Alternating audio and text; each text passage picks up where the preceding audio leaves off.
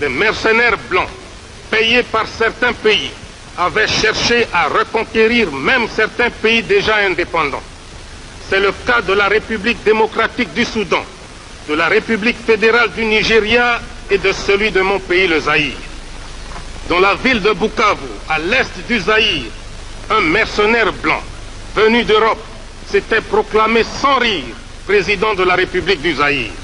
Si un noir l'avait fait en Europe, on l'aurait pris pour un humoriste de mauvais goût, un détraqué mental.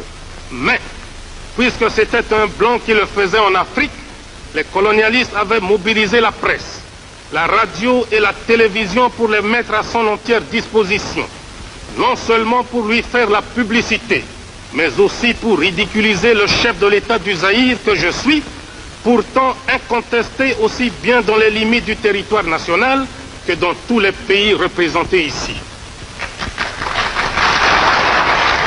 Une telle provocation est pour moi une insulte intolérable que je ne peux pardonner.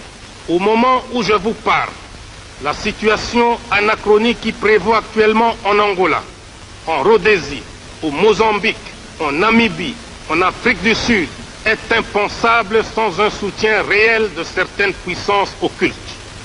Comment peut-on expliquer qu'un pays comme le Portugal puisse avoir la force de contrôler des grands territoires comme l'Angola, le Mozambique, s'il n'était pas soutenu par des puissances plus puissantes que lui? En effet, le Portugal est un pays économiquement, socialement et culturellement sous-développé, sans démocratie.